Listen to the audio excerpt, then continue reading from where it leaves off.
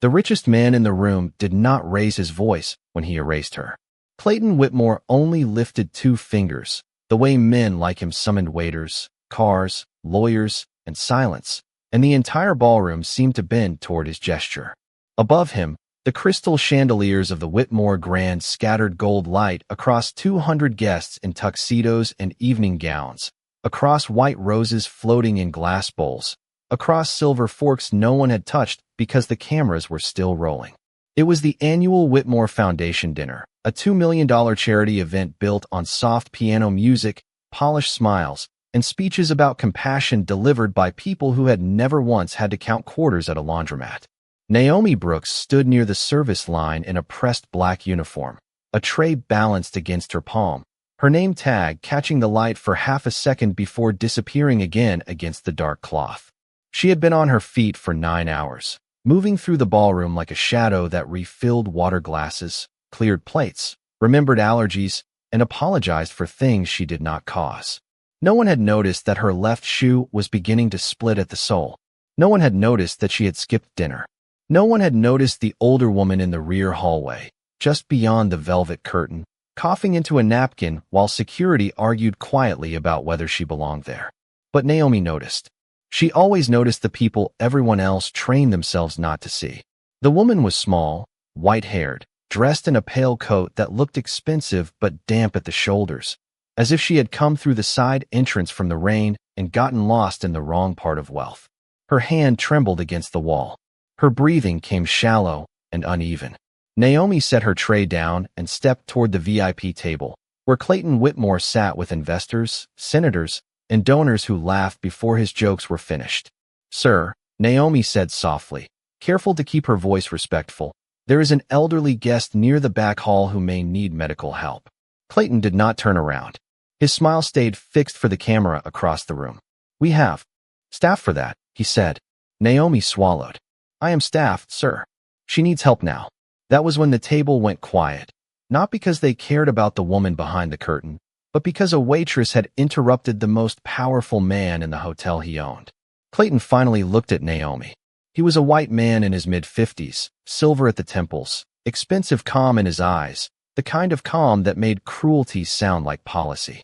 He let his gaze travel over her uniform, her tray, her tired hands, then back to her face. "A waitress should know her gift," he said, loud enough for the nearest tables to hear. "Being invisible." The laughter came softly at first, then spread under the music like spilled champagne. Naomi felt the heat rise behind her eyes, but her chin did not drop. The word invisible seemed to hang over the white tablecloth, heavier than any insult shouted in anger, colder because he had said it with a smile. For one breath, all she heard was the rain tapping against the tall windows and the strained cough from behind the curtain. Then Naomi turned away from the laughing table and walked toward the only person in that room who truly needed her. Naomi reached the rear hallway before anyone at the VIP table finished laughing. The sound followed her through the velvet curtain, softer now, muffled by the thick fabric and the low hum of the hotel kitchen. Out here, the gold light of the ballroom ended abruptly. The hallway was narrow, lit by fluorescent panels that made every surface look tired. The beige walls, the rubber floor mats, the metal carts stacked with linen, the service elevator with one button that stuck if you pressed it too hard. Naomi knew this part of the Whitmore Grand better than any guest knew the lobby. She knew which pipes knocked when the heat came on, which door led to the alley, which corner smelled faintly of lemon cleaner no matter how many times it was mopped. She knew how to move quickly without looking rushed, how to smile when her feet hurt, how to say yes, ma'am, and yes, sir, even when the person speaking to her had never looked at her name tag. Naomi Brooks was 29 years old, born in East Baltimore, raised by a mother who cleaned office buildings at night and taught her that dignity was something no one could hand you and no one had the right to take. Before her mother got sick, Naomi had been studying nursing at a community college 26 minutes from home by bus, 34 if it rained and traffic backed up near the harbor. She loved the quiet certainty of medicine, the way a pulse could tell the truth, the way warm hands and patience could make a frightened person breathe easier. Then her mother's hospital bills arrived like waves, and her younger brother Isaiah started needing appointments of his own, and textbooks became groceries, Tuition became rent, and the dream of white shoes in a hospital hallway folded itself into the back of a closet. Now she worked breakfast shifts at a diner 3 mornings a week and evening service at the Whitmore Grand 5 nights a week, sometimes 6 when the events team called her because someone else had quit. Her apartment was on the 3rd floor of a brick building where the stairwell smelled like old paint and fried onions, and the radiator clanked so loudly in winter that Isaiah joked it was trying to become a drummer. He was 17, tall and thin, with careful eyes and a laugh that still sounded like a kid when he forgot to be worried. Naomi kept his medication in a labeled plastic box beside the microwave. She taped every medical bill to the inside of a cabinet door so he would not see the numbers. At work, people thought she was quiet because she had nothing to say. They were wrong. Naomi was quiet because she was always listening. She remembered when a dishwasher's wife was due to give birth. She remembered which busboy sent money to his grandmother in Puerto Rico. She remembered the homeless veteran who waited near the loading dock on cold nights and preferred black coffee with 2 sugars because cream upset his stomach. And now, standing under the harsh hallway lights with Clayton Whitmore's words still burning behind her ribs, she looked at the elderly woman leaning against the wall and saw what everyone else had missed. Not a problem, not a disturbance, a person who was trying very hard not to fall. On the other side of the curtain, Clayton Whitmore lifted his water glass as if nothing had happened. That was his talent, greater than hotels, greater than money, greater than the polished speeches people paid $25,000 a plate to hear. He could make discomfort disappear by refusing to acknowledge it. The guests around him followed his lead because power had a gravity of its own. If Clayton laughed, they laughed. If Clayton went silent, they swallowed their questions. If Clayton decided a person did not matter, the room adjusted its vision until that person blurred at the edges. He had built the Whitmore name into a national symbol of luxury, from glass towers in Manhattan to oceanfront resorts in Miami, from private mountain lodges in Colorado to conference hotels that smelled of cedar, marble, and money. Every lobby carried the same signature: tall white flowers, brass lamps, quiet carpets, employees trained to smile before they were spoken to. His face appeared in business magazines beside words like visionary, disciplined, self-made, though the truth was more complicated. The first hotel had belonged to his father. The foundation had belonged to his mother. Clayton had inherited doors already open and spent the rest of his life acting as if he had carved them from stone with his bare hands. Tonight was supposed to be another perfect performance. The Whitmore Foundation dinner had been arranged to impress donors, soften critics, and prepare the board for a vote that would give Clayton full control over the charity his mother had created 40 years earlier. On paper, the reason was simple. Eleanor Whitmore was aging. Eleanor Whitmore was fragile. Eleanor Whitmore, according to the private reports Clayton had circulated, could no longer manage major decisions. But people who knew Eleanor before she vanished from public life remembered something different. They remembered a woman who walked into flooded neighborhoods in rubber boots while her husband stayed at press conferences. They remembered a woman who insisted hotel leftovers be delivered nightly to shelters instead of dumped into locked bins. They remembered a woman who learned the names of housekeepers, drivers, cooks, bellmen, and waitresses because, as she once said, a building only had a soul if the people inside it were treated like human beings. Clayton hated that quote. He hated it because donors repeated it. He hated it because employees believed it. Most of all, he hated it because it made his own version of charity look like what it was: a stage, bright in front, hollow behind the curtain. Across the ballroom, Senator James Arlen leaned toward Clayton and asked whether Eleanor would be joining them later. Clayton smiled with practiced sadness. "My mother is resting," he said. "She has good days and difficult ones." A few faces softened. A few heads nodded. Sympathy was useful when properly managed. Then Clayton glanced toward the rear curtain, where Naomi had disappeared, and his smile tightened almost imperceptibly. He did not like staff who stepped outside their assigned silence. He did not like being corrected in public.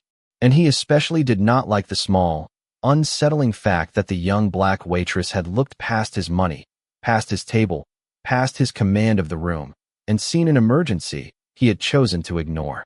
Naomi moved closer to the elderly woman slowly, keeping her hands visible the way she had learned in nursing class, the way you approached someone frightened, confused, or embarrassed by their own weakness. "Ma'am," she said gently, "my name is Naomi. I work here. Can you tell me if you are having chest pain or trouble breathing?"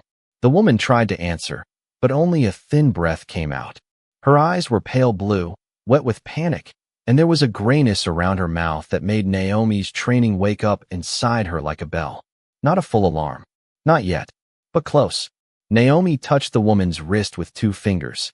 The pulse was fast and uneven, fluttering beneath skin as cool as rainwater. Behind them, a security guard named Paul stepped from the service doorway, frowning at the damp coat, the expensive shoes, the trembling hands. "She cannot stay back here," he muttered. "If she is not on the guest list, we need to move her outside." Naomi looked up at him. "She needs warmth, water, and a doctor." Paul shifted uncomfortably. "Naomi, do not make this your problem." That sentence landed heavier than Clayton's insult because it came from someone who should have known better. Naomi had heard versions of it her entire life. Do not make this your problem when a neighbor's child needed a ride. Do not make this your problem when an old man fell asleep at the bus stop in January. Do not make this your problem when a wealthy guest could not remember the name of the woman clearing his plate. Naomi slipped off her black server jacket and wrapped it around the woman's shoulders. The fabric was thin, but it was dry. The woman's fingers caught Naomi's sleeve with surprising strength. "Please," she whispered. "Not them." Naomi stilled. "Who, ma'am?" The woman closed her eyes, breath trembling. "Not my son." The words were so quiet Paul did not hear them, but Naomi did. She glanced toward the ballroom, toward the velvet curtain and the glow beyond it, toward Clayton Whitmore sitting under chandeliers paid for by people who mistook distance for class. Then the woman swayed. Naomi caught her by the elbow, steady, careful, protective. "I am calling emergency services," Paul said, reaching for his radio at last. Naomi nodded, but the woman's grip tightened again, panic sharpening in her face. "No hospital," she breathed. "Please." Naomi could not ignore medical danger, but she also knew fear when she saw it.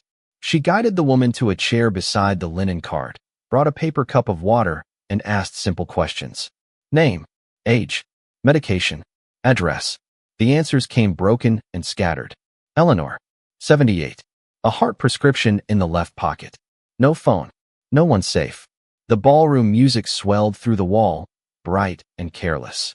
Naomi checked the coat pocket and found the orange bottle exactly where Eleanor said it would be. The prescription label had a private physician's name and an address from the richest part of the county, but Eleanor shook her head when Naomi read it aloud. "Not there," she whispered. "Please, just a warm place until morning." Naomi thought of her apartment with the clanking radiator, the old sofa, the soup Isaiah had made before she left for work. She thought of rent due in 9 days. She thought of Clayton's voice calling her invisible, as if invisibility meant she had no choices. Then she stood, helped Eleanor to her feet, and made the choice no one in that hotel wanted her to make. She took the woman through the service exit into the rain, one careful step at a time, away from the gold light, away from the laughter, toward a place small enough to be kind. By the time Naomi guided Eleanor into the back seat of the rideshare, the rain had softened into a silver mist that blurred the hotel lights behind them.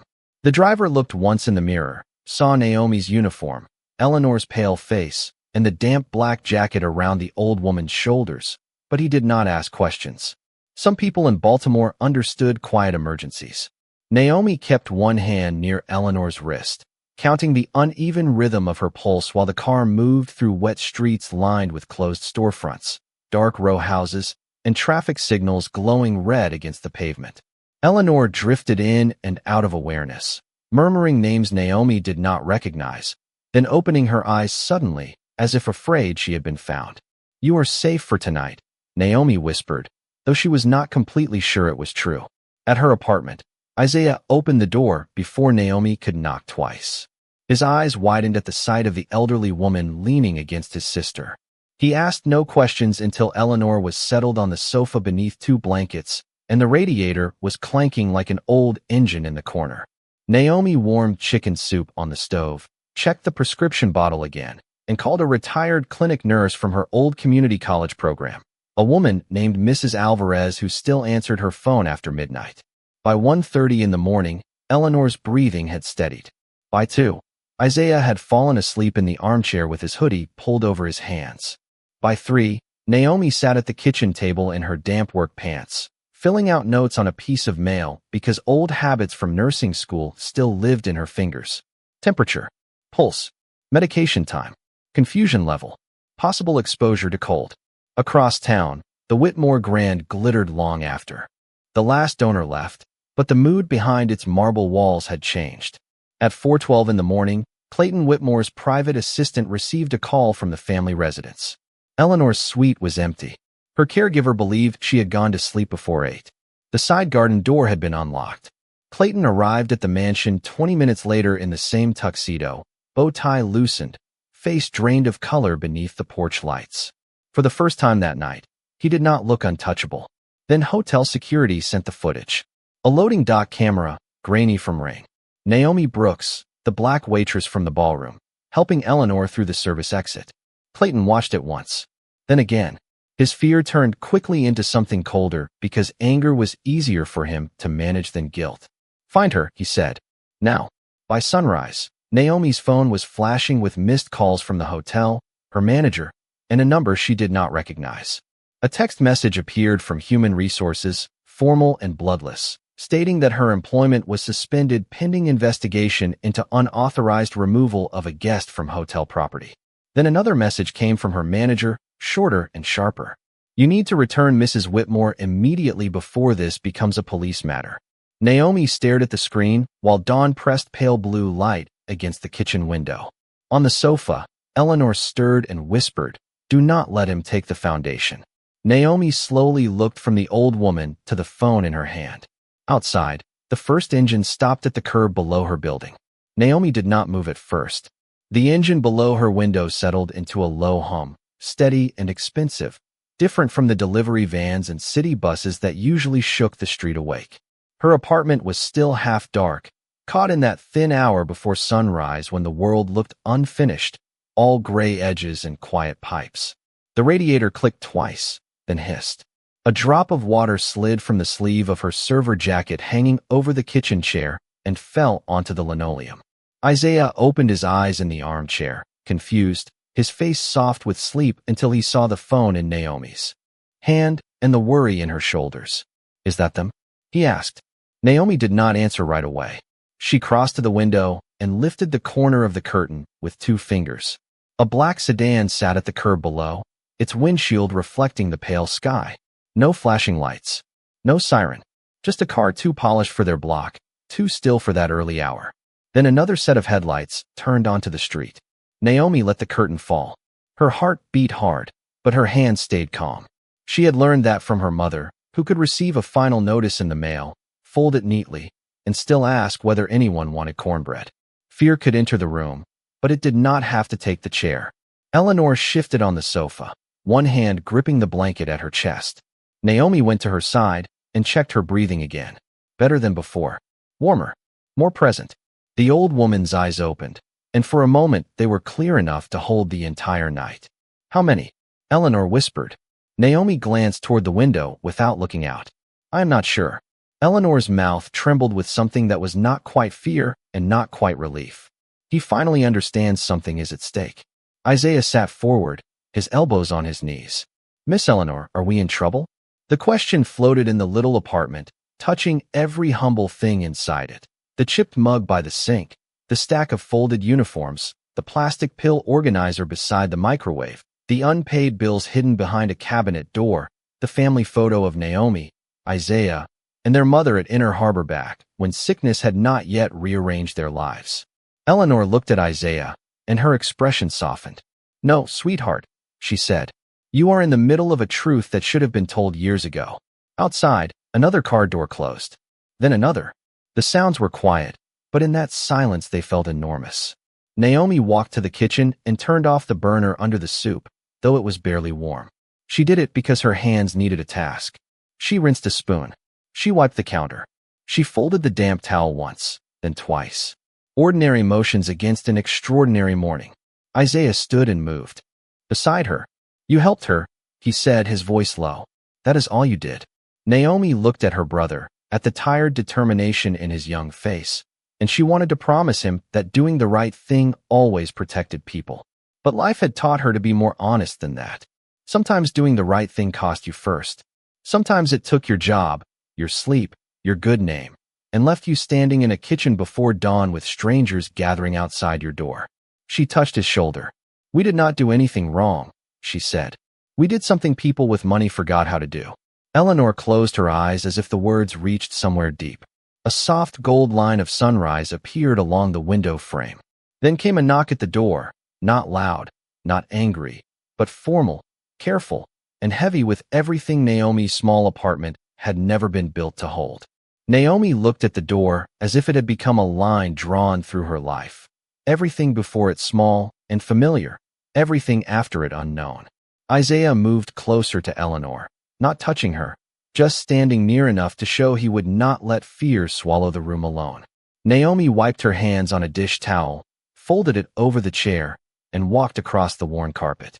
The knock came again, still controlled, still patient, the kind of knock made by people who expected doors to open because they had spent their lives on the side that asked.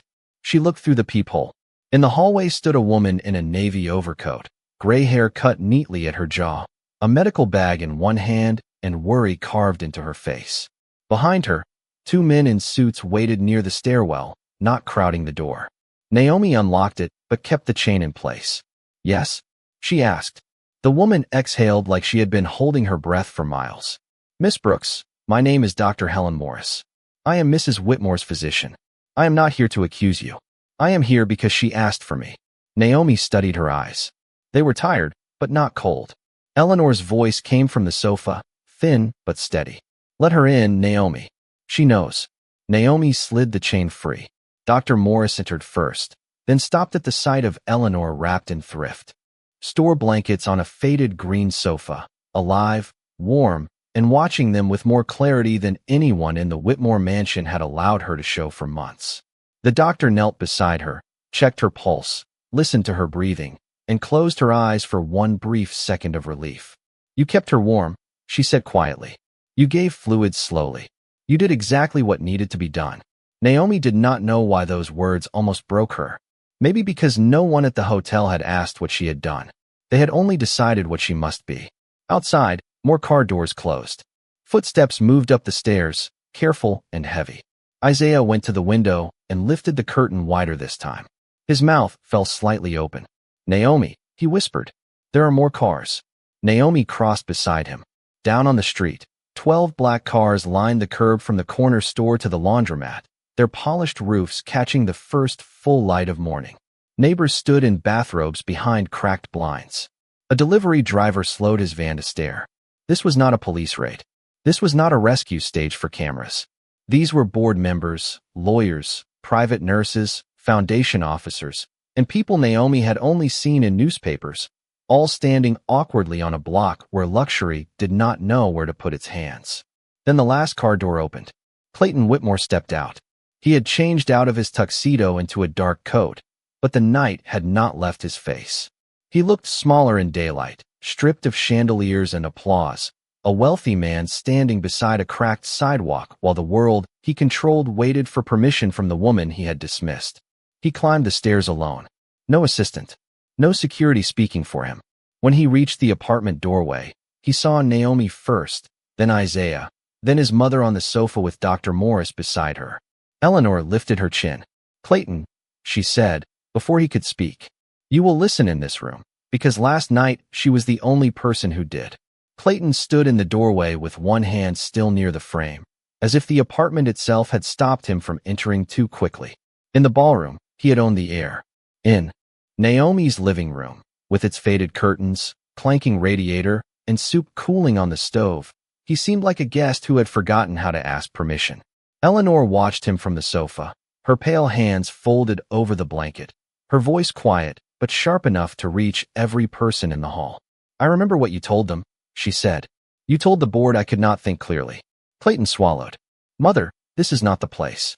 This is exactly the place, Eleanor replied. This is where someone finally treated me like a person instead of a signature. Dr. Morris rose slowly, standing beside the sofa with her medical bag in hand. Mrs. Whitmore was cold, dehydrated, and disoriented when Miss Brooks found her, she said. If she had been left outside much longer, the situation could have become serious. Miss Brooks did not endanger her. She protected her. The words moved through the room like warm water over ice. Naomi felt Isaiah shift beside her, felt his quiet anger and relief mixing in the small space between them. Clayton looked at Naomi then, truly looked at her, not at the uniform she no longer wore, not at the job title he had used to shrink her, but at the tired woman who had stayed awake beside his mother while he had been calling lawyers. His face changed slowly, the way a window changes when clouds move from the sun. "I thought," he began, then stopped. The sentence had nowhere honorable to go. Eleanor reached toward the coffee table, where Naomi had placed the prescription bottle and her handwritten notes. She held up the paper with Naomi's careful times and numbers. "This is what she did while you were deciding what to accuse her of." Clayton took the page. His eyes moved across it. Pulse, fluids, warmth, confusion, medication. Each line was small, practical, and devastating. Naomi did not speak. She did not need to. Silence had weight when truth was standing in it. Behind Clayton, a silver-haired attorney from the foundation cleared his throat. "Mrs. Whitmore requested the board be present," he said carefully. "She also requested that all emergency motions regarding foundation control be withdrawn until an independent review is completed." Clayton turned slightly, and for the first time Naomi saw fear in him that had nothing to do with public image. He was not afraid of losing money. He was afraid of being seen by people who had trusted his version of the story. Eleanor's eyes softened, but only a little. "You called her invisible because you were afraid she could see you," she said. Clayton closed his eyes. The hallway outside was silent now. Even the neighbors had stopped whispering. When he opened his eyes, he stepped fully into the apartment and faced Naomi with both hands empty at his sides. "Miss Brooks," he said, his voice lower than she had ever heard it, "I was wrong. I spoke to you with arrogance. I judged you by your work, your race, and my own fear. You saved my mother when I failed to listen. I am sorry." Naomi held his gaze. The apology did not erase the laughter in the ballroom.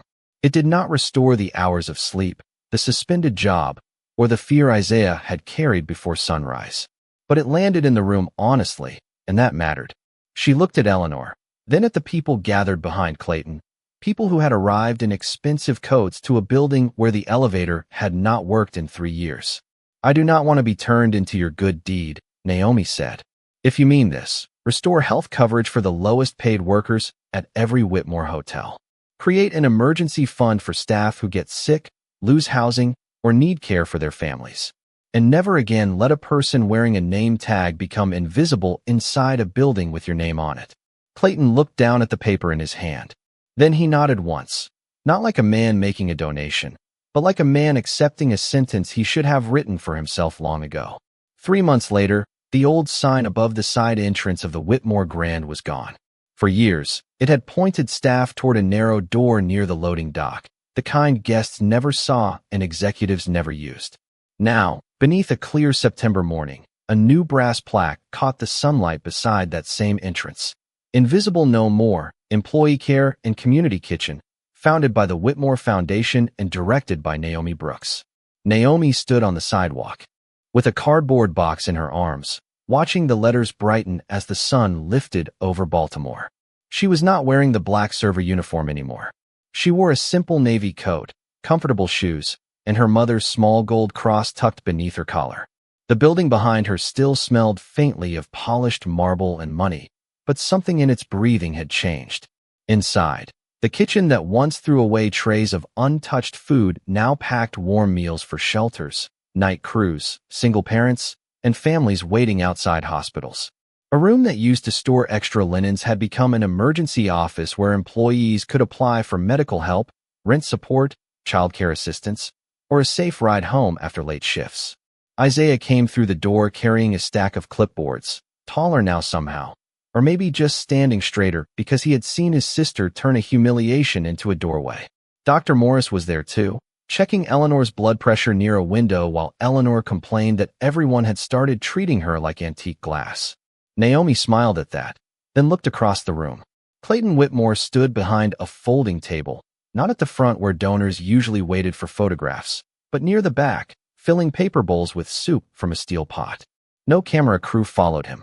No assistant hovered at his shoulder. His sleeves were rolled to the forearm, and he moved slowly, carefully, as if learning the weight of service one bowl at a time. An elderly man from the shelter thanked him, and Clayton paused before answering, not with a speech, not with polished charm, but with a quiet, "You are welcome, sir." Naomi heard it from across the room. She did not smile right away.